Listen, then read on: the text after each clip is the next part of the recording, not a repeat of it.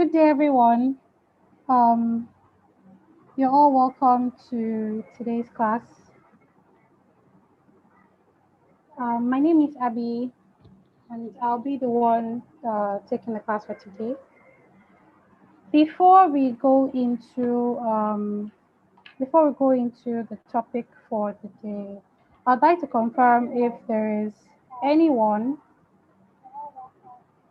I'd like to confirm if there is anyone who has questions from the previous class, so that we can briefly answer today's before we get into today's topic. So I'm going to give you all about 10 seconds to type in a question if there is any. If I don't see any question, then I'll just go ahead with today's class.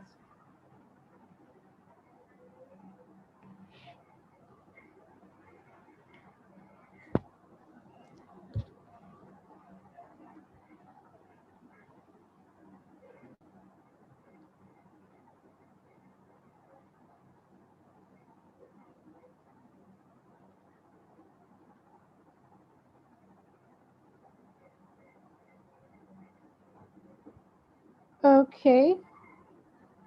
So you can still put in your questions. I may answer them at the end of the call. Let's move on to our topic for the day. So we would be talking about control flow statements, just as can be seen on the slide. Would discuss what control flow is, what statements are, and would also consider some examples. So let's go straight into our discussion for the day. So for starters, we'll talk about what control flow is. Control flow can be defined as the order in which our code is being executed. Let's look at this sample of an example of what I mean.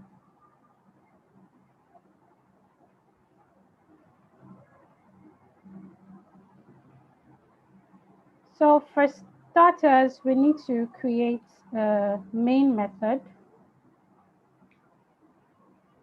It's important to note that your Dart code cannot run.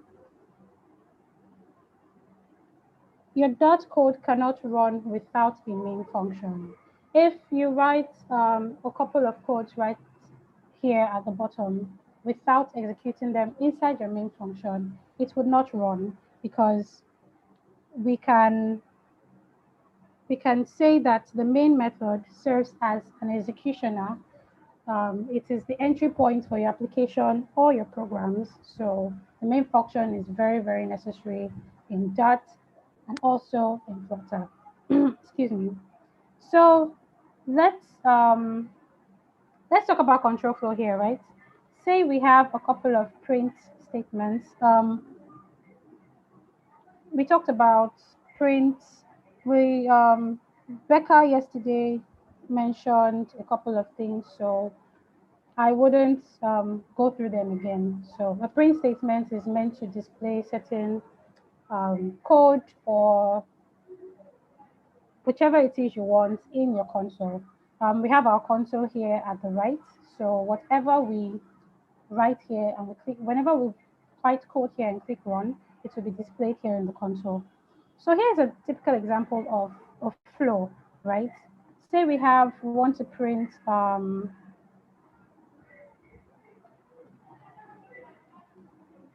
me move this a bit. So want to print, my name is Abby. And we also want to print, this is a Zuri class.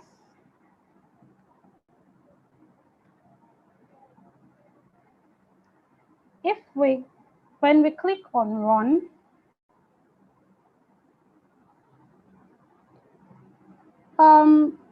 I can see comment here saying that the screen is blurry. All you need to do is increase the, what's the word?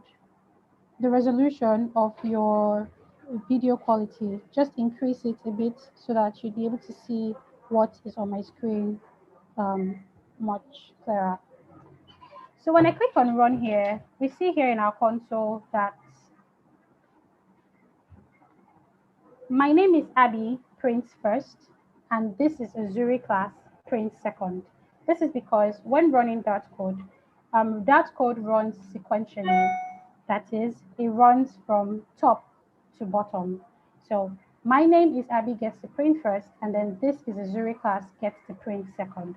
So this goes in line with what we described as control flow, which is the order in which our code is being executed. Now, what about in a case where we would want my name is Abby to print? Let me move this down a bit so that we get to see what I'm doing. So what if we wanted to print my name is Abby under certain conditions? Say we want to print my name is Abby if the name of the person is actually Abby. How then do we run those checks? Um, or how then do we control the flow based on certain conditions? That is where statements come in. Statements are used to control the way in which our code is being executed. Um, Before we go into the types of statements, I would like to briefly explain what I'd like to briefly explain certain things I would see in the as we go further, and those are operators. So we're going to be dealing with operators through this class, and the ones we're going to be using are called relational operators. So relational operators pretty much are used to compare two values, and if the comparison is ideal, then it returns a true, else it returns a false. What do I mean? Let's make use of our print statement again.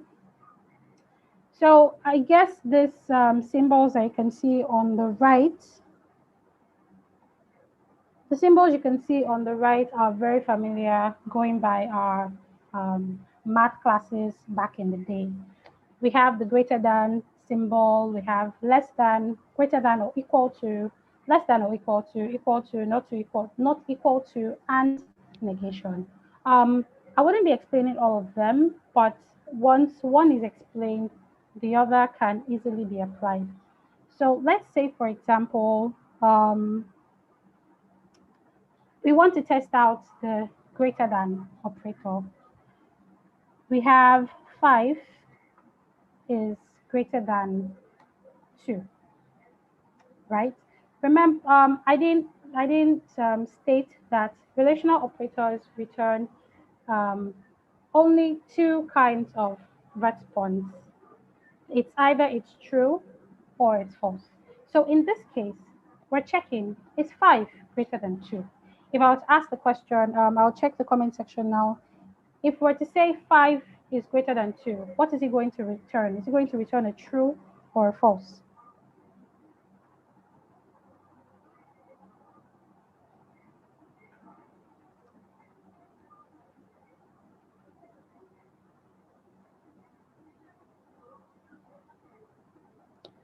Okay, I was hoping to see a couple of responses in the chat section, but going going forward, if we're to print this statement asking if 5 is greater than 2, if we're to click run,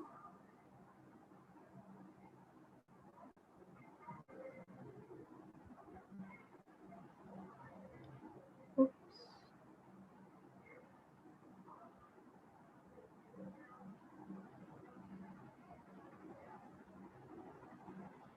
if we're to click run, oh, okay, I can see comments now. So if we're to click run, we see that the console is going to print true. It's printing true because 5 is indeed greater than 2. So the relational operators either return a true or false. Now, if we were to replace this greater than symbol with a less than, and we click on run, we see that the console is going to return a false. And that's because 5 is indeed 5 is not less than 2. Hence, it's returning false. Now, the same applies to the other kinds of relational operators. They return either true or false. But I would like to also explain what negation is about. So, if we're to declare a variable, um, if we were to declare a variable here, say we talked about data types yesterday, so I'm going to be using the boolean, the bool data type. So say I declare a variable and call it is false, and I assign it a value of false. If I print is false in the console, note that at the moment it's going to print false. But if I attach the negation symbol to it and I click on run, you see here that the console it's going to return true. That's because the negation operator returns the opposite value of whatever value it is that um, returns the opposite of the value in question. So in this case, we have is false being the value of false. And if we add the negation to it, we see that it returns true. I hope that is clear enough on what relational operators are. So let's go ahead to make use of these operators in our statements. So we've said a lot from when we started till now, uh, um, going out of line discussing about operators. So let's do a quick recap, right, on what control flow and control flow statements are. So again, control flow is the order in which the code is being executed, and then statements are what we use to control. Statements are what we use to control the way in which this code are being executed. So let's look at the types of statements. We have the decision-making statements, we have the iteration statements, and then we have the loop control statements. But through this class, we're going to discuss only the decision-making statements so that we do not stretch the class so long. So would be taking the decision-making statements only, and then an article or a post to be available on Zuri board about the other kinds of um, statements. So let's get on with it. Let's discuss what these different types of statements. Um, we're going to start off with the if-else statement. What is the if-else statement about? So here is a sample of an if-else block.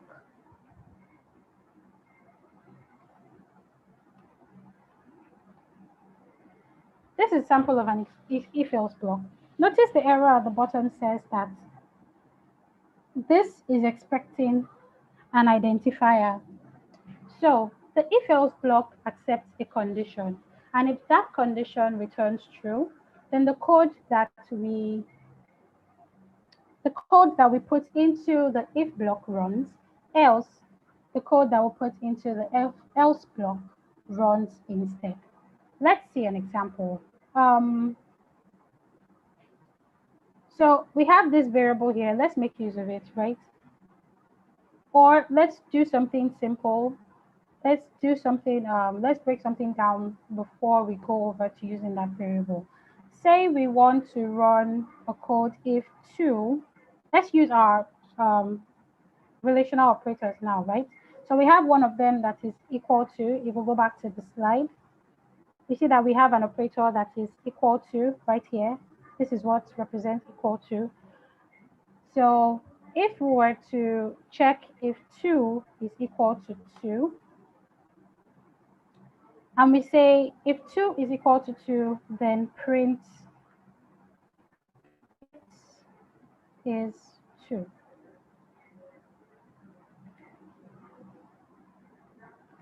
Else prints it is not 2. So if, oh, sorry, I forgot my semicolon. That is heavy on semicolons. If you miss a semicolon, it's going to throw an error. So look out for that. Okay,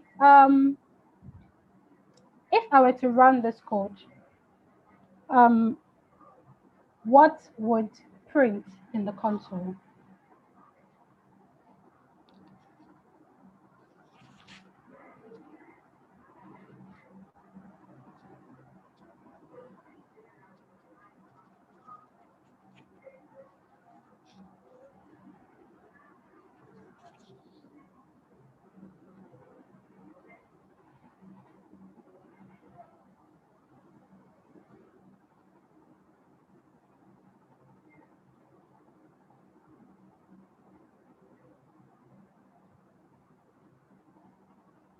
Okay,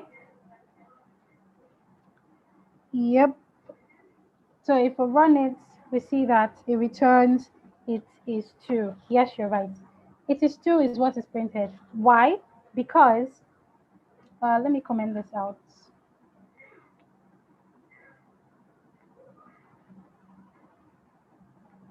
It is 2 is returned because 2 is indeed equal to 2 in value.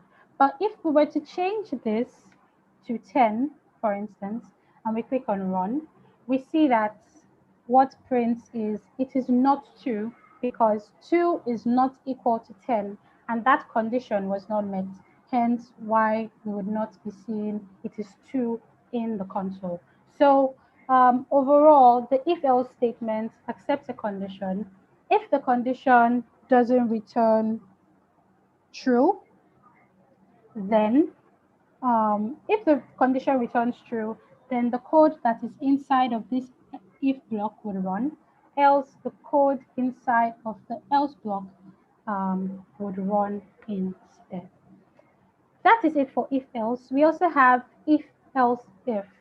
What is if else if? If else if is pretty much same with the if block, because unlike else doesn't accept a condition. Else pretty much is the runs or returns the default value in the case where if the if condition returns a false. So if we have, excuse me, if we add this, the else if, we see that it also accepts the condition unlike the else block right here. See, it's already telling me that I should put in something there. Okay, so say I want to check if 10 is greater than or equal to 9. If else is greater than or if 10 is greater than or equal to 9, then prints 10 wins. Don't forget your semicolon.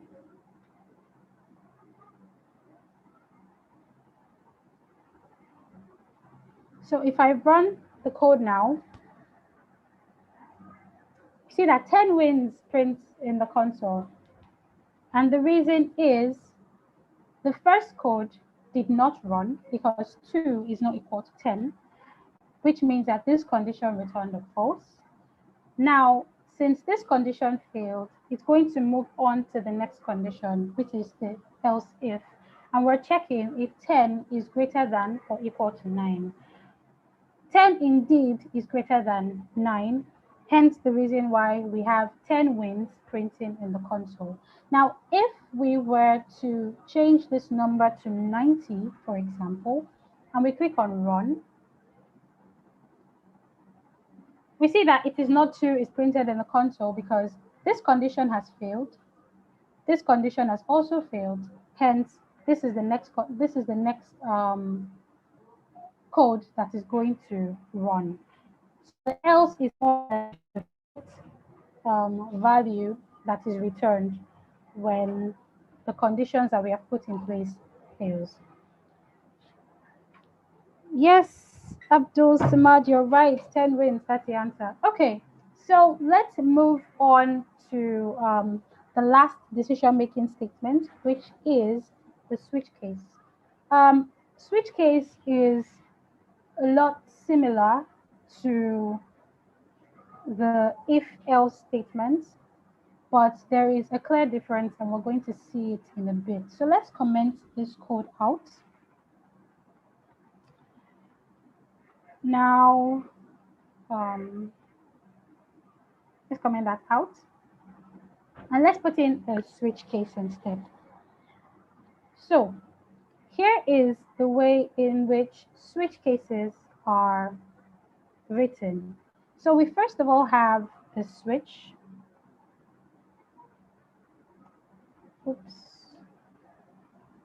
Let me clear the previous code written so that we can, or let me write it at the top so that we can see what I'm doing, so these errors do not interfere. Okay, so we have the switch. The switch statement also accepts a accepts an expression, but in this case, it's a bit different from what the if-else statement expects. The if-else statement expects a value of a Boolean value. It compares, it carries out some form of comparison um, or takes in a Boolean value. So if it returns true or false, then um, it carries out the action in the if block or the else if block, or it returns the else. In this case, the switch statement returns a variable of accepts a variable of any data type and not a condition as opposed to the if else statement. This means that, you see, it's already telling me that it's expecting an identifier. So let's declare a variable of type string and give it a name of, yeah, and give it, and name the string name, name the string name, okay. So let's give it a value of Abby, so that the switch statement stops shouting at us. Let us give it a value, and we'll be giving it the value. We'll be giving it name as an expression. So, like I said, the switch statement accepts a variable of any data type. We could make this an int, but that means we have to change the value so that it doesn't shout on us. So we could give this a value of, we could give it any data type and switch statement will accept it. But there is there's something extra to it, and I'm going to tell you what it is in a bit. So this is the switch block, and then inside of it, it accepts a case. Now, this case would receive also an expression. Um, Note that the variable type that we assign to the switch expression is a string. That means whatever case that comes after has to also take the um, data type of string. If I should give it a case of an integer, say 10, we see that it's going to shout on us. It says type string of the switch expression isn't assignable to the type int of case expressions. This means that we have given the switch statement a string. We've given the switch statement a string. We cannot give its children an integer. We also need to assign them a string as well. So if we change this to string, we see that our error goes away. So let's put in Abby as the expression in this case. Um, and then we put in that it should print um, that is correct.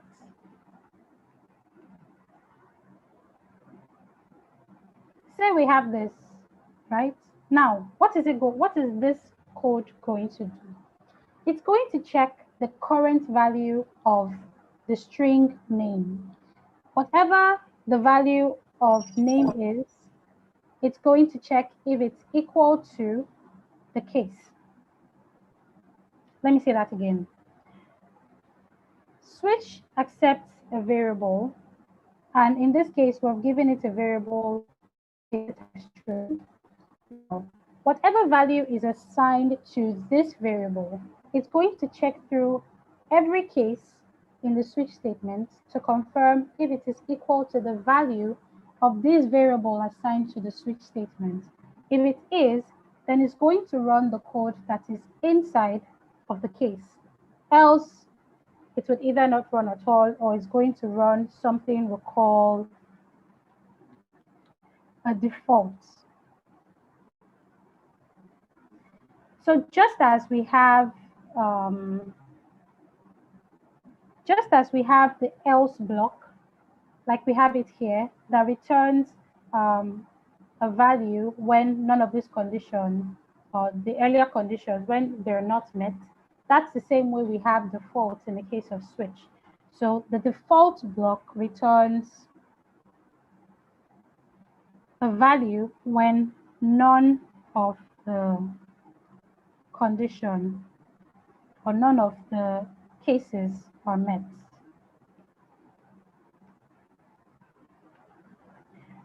So note that I added a break here. We're going to discuss that as part of our loop control statements much later on. I mentioned at the beginning that we're going to release a post on Zuri board that explains the other types of statements. So you're going to get a clearer explanation of what the break does in this case. You're going to get a post that answers that question.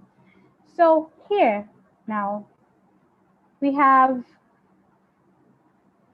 a case of string Abby, and we're saying if the current value of name is equal to this case, then it should print this value.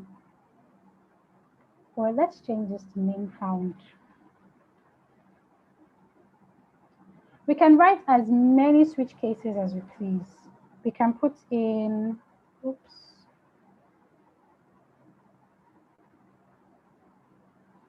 We can put in as much cases as we so desire.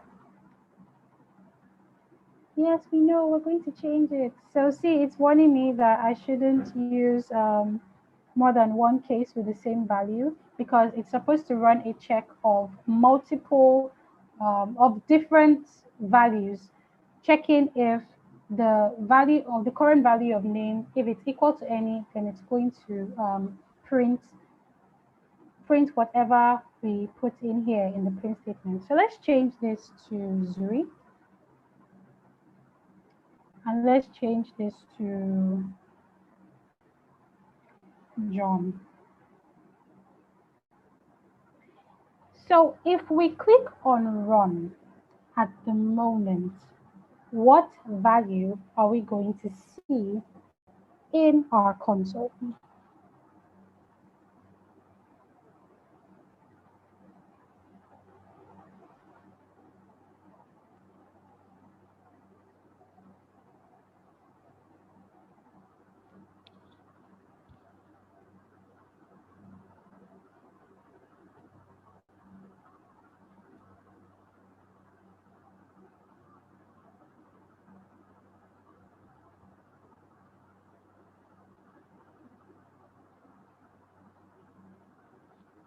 Awesome. We're going to see name found in the console.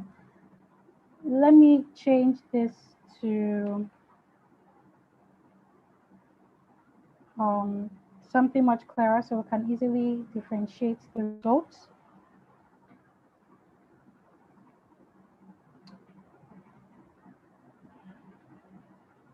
Oops.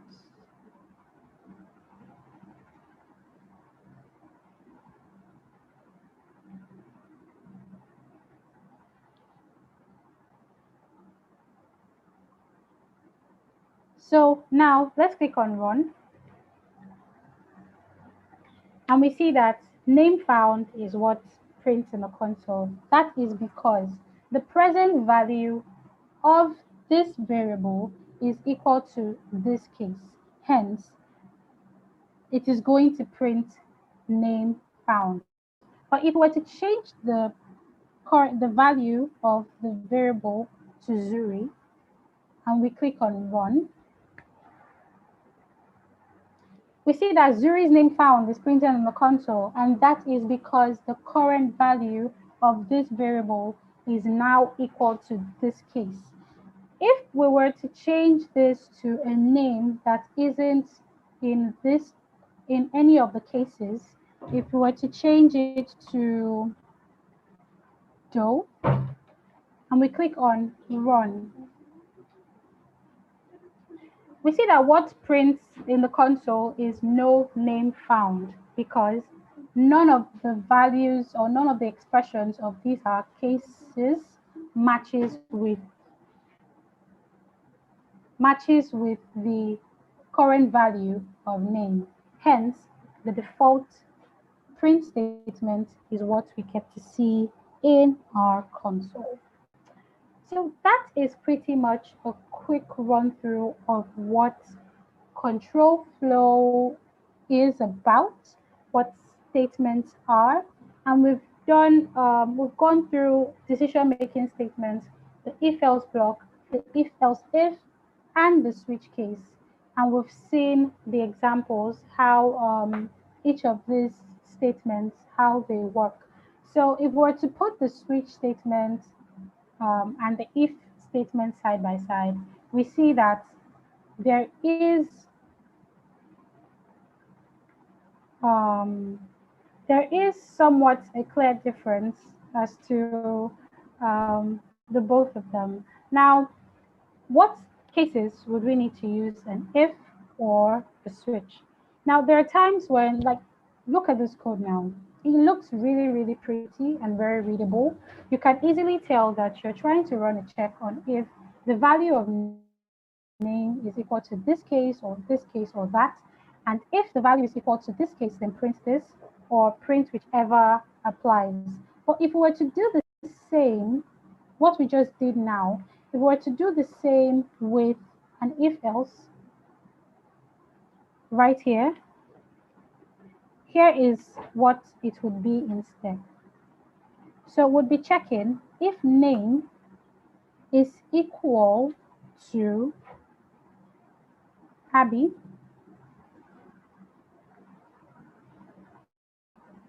if it is, would print name found. Then would go again in an else if and check if name is equal. Remember what equal to stands for. Oops. It's checking if the value of name is equal to this value in the string. Then um, would copy this print statement and put it here. Then we're also going to write yet another else if and check if name is equal to John. Oops. Then we get to print this. Else we print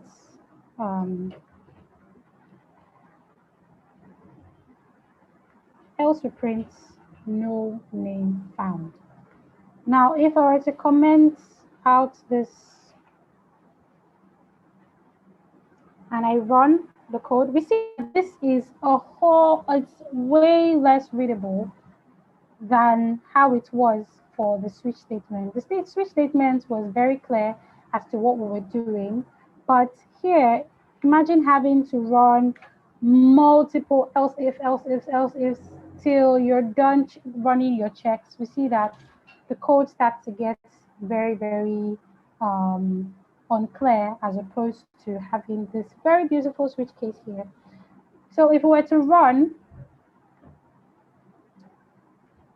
we see that the same thing prints in the console. We still get no name found because name is not equal to any of these values that we're checking here. Hence, it prints the default value. So in essence, I'm saying if you were to run a lot of checks, it's best you use a switch case as this would make your code a lot more readable and cleaner as opposed to using the if else statement for long checks. So that is it for our decision making statements. And this is where we draw the curtain for today's class. We um, would post the other kinds of statements on the Zuri board for your consumption. So I'll be looking now in the chat section for any questions. So I'll be waiting for any questions that you may have. Okay, I see a question.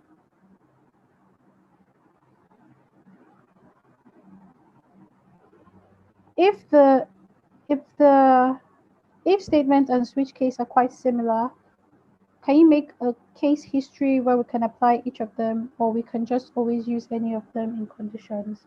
Yes, you can actually use any of them, but remember I said if you were to run multiple checks, like a long list of checks in your code, then it's best to use a switch case. Not that it would do a different job, but it will just make your code look a lot more cleaner. If you were to have a lot of if else up and down, around your code, trying to run checks, it would make your code look quite clumsy. So it's best to use a switch case if you were to run a long list of checks, or you could just settle with your if else statements. So thank you all for attending today's class. I really glad that you could make it. We would share the timetable for the for next week's class in a bit, and also expect your first task tomorrow. Look out for your first task tomorrow on Zuri. It will be announced when the task is up, so look out for it. Besides that, thank you all for attending today.